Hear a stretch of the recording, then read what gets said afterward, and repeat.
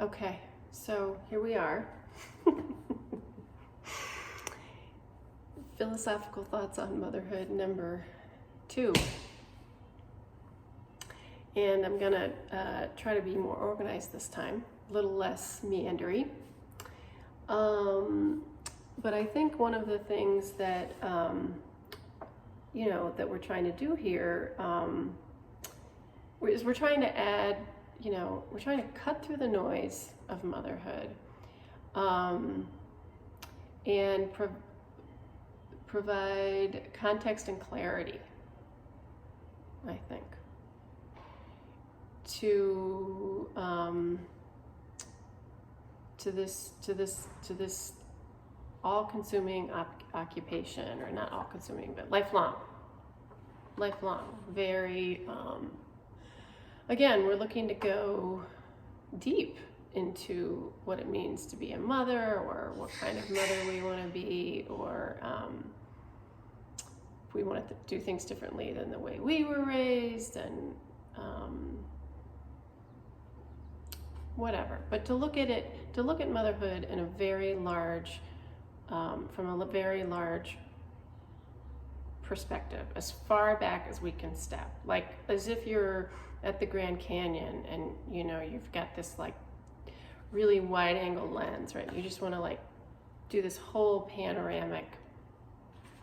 You want to just see as big a picture as possible in order to inform, in order to do a better job, right? If we know who's come before us and what the whole thing's about. I just think the bigger picture and perspective that we have on things, the better the better we are able to handle the very particulars of, like, when our kid asks us for, a popsicle, or I know that sounds kind of silly, but like whatever, when like my daughter single-handedly has eaten an entire bag of chocolate chip cookies that my mom made for us, and like that kind of thing. Like, okay, you're gonna be eating that much sugar? Whatever. So, but she's 15, so it's not like she's 2. Okay, so so, and I also think the whole coronavirus thing, that we're all like packed in together like sardines, and everybody's stay at home and all this stuff, where it's giving people chance to step back and like take stock on like just, I don't know, like, because there aren't so many distractions out there in terms of like the everydayness of getting out there and schlepping, and so I think what it's done, certainly for American women, is it's just put this huge pause, and we're reflecting in a way that we've never reflected on domesticity and what it is to be at home with our children, and how our relationships are with our children, and we're evaluating them, and are we the mother we want to be? So I think that's what's happening. I mean, there have been so many articles, like so beautifully written articles, women that are like these incredibly fabulously talented writers who are putting these articles out about motherhood now, and it's just like people are thinking deeply about domesticity and relationships and motherhood and parenthood and what's good and what's bad and all this kind of stuff. So I do think the coronavirus is for all the horribleness of it in terms of the deaths, and it's in some ways really kind of, I think, shaking us all up. Like, what the heck? Get off our butts and do something. Which brings us, I think, to the big thing that we have to keep in mind about our thinking, is that, or not really about our thinking, we'll include it in our thinking about what it is to be a mother, is that we have a deadline, and what is that deadline? Like almost everything in life. You have like 10 minutes to make a sandwich for your kid before they got to get out the door for, to get to school on time or whatever. We got a deadline for a proposal or for whatever. Got to pay a bill. Got to take the dog out before the dog goes to the bathroom, whatever, in the house. So what is our deadline? Our deadline as parents, as mothers, is finitude, is our finitude. The fact that we're gonna step off, and the relationship, we're gonna have made the impact we made. And there's a beautiful poem that my mom shared with me that I feel like wish I remembered, but it was something about how this poet was saying that even though she was at her mother's grave or something, and even staring at her mother's grave tombstone, she recognized how much her mother was still with her and in her. And so a couple things we've talked about so far in order to be concise is, and as my sister, who is an attorney, said, Lizzie, you gotta organize your thoughts. Is that I think we're shedding context on what we're all in. Okay, so we're all in it. Once we're a mother, we're all in it. Number two, I think, so let's just recognize that, right? Number two is this particular period in history of the coronavirus is having everybody pause, and I think is, in terms of a historical perspective, is incredibly liberating for women in terms of how many women's voices are being heard now. I think in a lot of ways through whatever, second wave feminism, I guess. I guess we're heading into third wave feminism, but so we're a part of that team. We're team soldiers, right? This quiet revolution. What it means to be a mother, and trying to help one another with our civilized behavior towards our children, towards ourselves first, and then towards our children. Because I was reading something that said that in terms of anger, men tend to go outward with their anger and women tend to go inward. That was from a book on raising girls, and I thought that was so interesting. That we tend to just go in on ourselves. But that also brings me to another point, which is about I think we should make this an expansive definition of motherhood. So when I mean mother, I was actually looking up the word mother, and I'm gonna get an interruption, I know, very soon. The definition in the dictionary said that motherhood was, the tending, or the caring and tending and protecting of children. So I think we should be very expansive with our definition of motherhood, because you don't have to be female. I mean, females have the biological equipment to bear children, but after that, there have been many men that have taken on the task of caring for the children. So I think, and certainly with same-sex relationships, my son went to a preschool with two twin boys that were in his class that were being parented by a male same-sex couple, and they adopted the boys from I think it was Guatemala.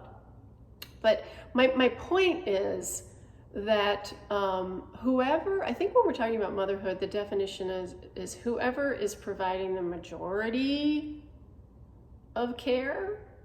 And if that's, so maybe that's a way we can consider it. And So fathers, I guess, could absolutely be doing that. But the reason I'm not calling this Tales from the Trenches of Parenthood is because, I'm female. I'm a mother. I've been doing the majority of the caretaking, but I think I certainly have seen a lot of relationships of younger people, like maybe women and men 10 years younger than me, who have definitely worked out in a very equal, dad picks up from school, that, it's all very equal. So whatever your particular design is for the way you've got things worked out, the bottom line is the kids have to be taken care of. And even if they're out of the nest, it's like there's always it just seems like, there's always like a lot to do and then, if your kids get married, then there's so much to do. And then if, so again, the thing about lifelong, this is a lifelong thing we got ourselves into. I think I may slightly leave it there, other than, I think we're all clear on the fact that this is like serious business, and that's why we're interested in talking about it philosophically. And I definitely appreciated the comments that I got that weren't necessarily posted, but in fact, I had the comment thing turned off, so you couldn't make a comment last time. So I was asking Graham, I'm like, what the heck? I couldn't even figure out how to turn the comments on. So he had to do that for me. So for whatever it's worth, if you feel like making a comment or not, or whatever. And I took my hat off for this one. Just figured, full disclosure here. Why not? So I wanted to, we've got the deadline. Just let me pause for 1 second while I gather my thoughts, and then I'll be right back. Because I don't want to do what I did last time where I was like, but okay, right back. Okay, so I did think of two other things that I wanted to just say, and then I'll leave it there. But the first is that one of the things about the whole coronavirus and the timing of everything right now is that I do think what this has all done is made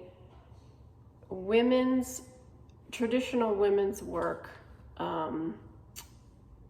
visible, much more visible. And I remember reading something that said the type of domestic stuff, caretaking, laundry, home, just everything is, and I don't mean it because, frankly, I like doing laundry. I mean, not too much of it. I'm glad I have a laundry machine and not a washing machine, and not, gotta do it by hand or anything. And love to be able to go to the grocery store and just shop and not have to gather berries and nuts and everything. But I think this thing that was talking about maybe 200 years ago, or it was talking maybe 1910, this big report was done, and it basically was talking about how women's work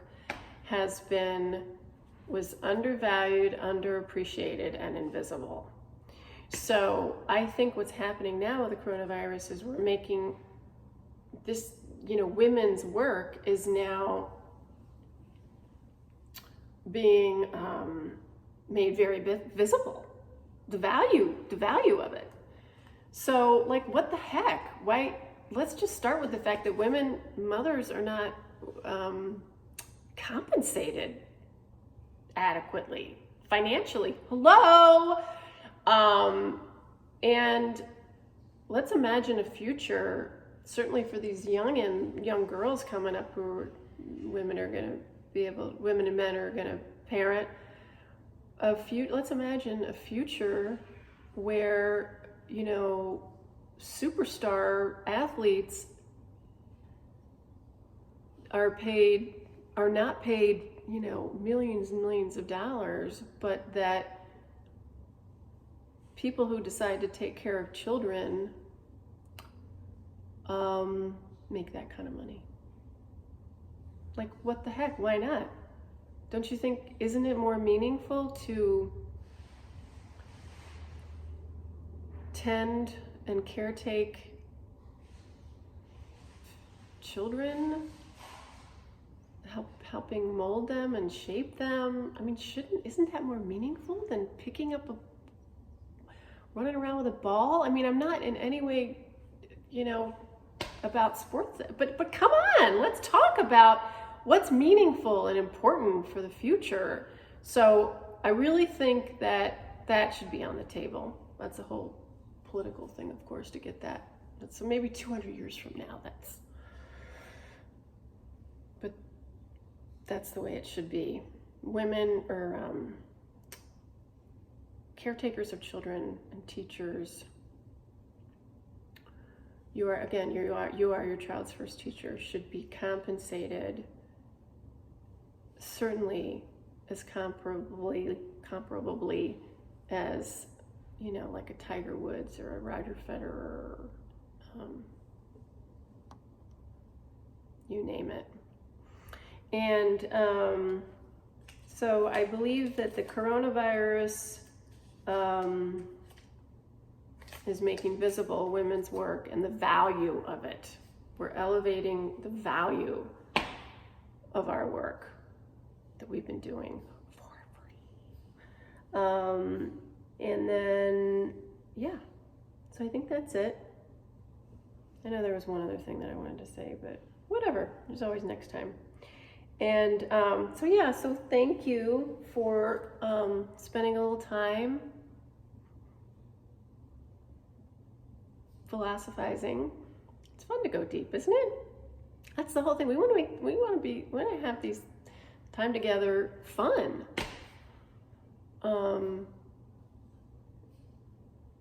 Okay, fellow soldiers. Oh yeah, sorry. Last thing that now I remember what I was going to say was about Joan of Arc. I was doing some reading about her. She's always been very inspiring for me. And why is that? Well, because first of all, she was, and I'll make this quick. She was a peasant. She was 17. And I just learned recently she was illiterate. So, you don't have to be incredibly well read. This is what I took away from it, because I've never, I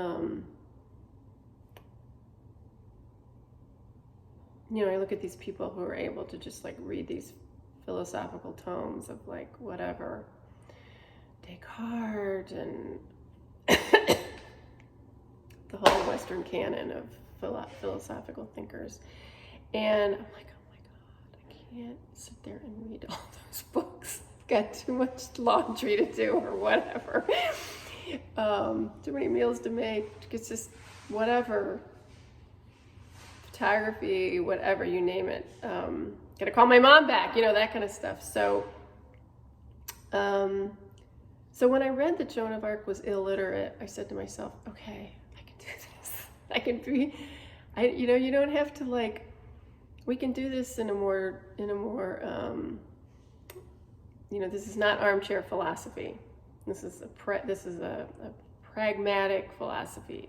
We're trying to create a pragmatic philosophy, something that's useful.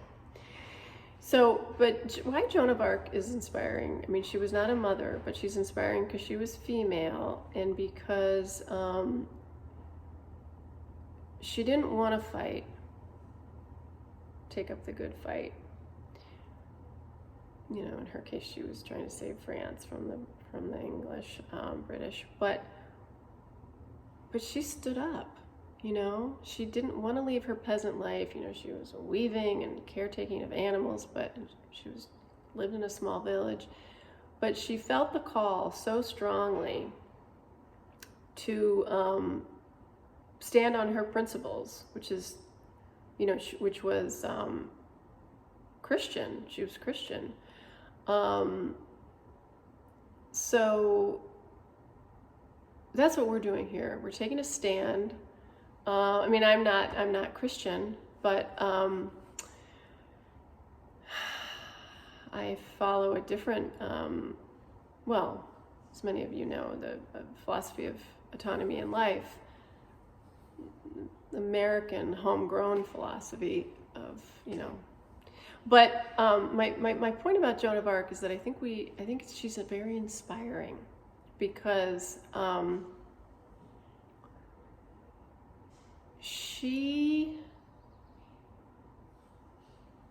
if she can do it, we can do it, really. Winston Churchill said she was like she led an army of men, all men, and she was such a girl. She sat down on the battlefield after she got an injury. This is what one of the things said, and she cried. I love that, right? Just like a girl. And but she was brave, man. She got a lance between her shoulder blade and neck, whatever, went in 8 inches. And then I read this other thing that she said she got this huge boulder to her thigh, whatever, all this. I mean, physical combat. I bring all that up because I think if we're going to make changes to how we want to be personally as mothers, and in this, do our part as a team, we have to be brave. And I think we have to be brave. We have to have the courage to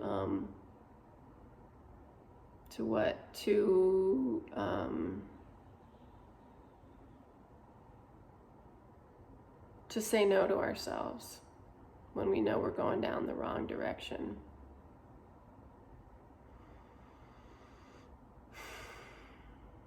So yeah, Joan's inspiring. What is that song? I'm not going to sing again, but there was that song from Frozen called Hang in There, Joan. But all right, everybody, it's been long enough. I've taken up enough of your time. But thanks for, being together.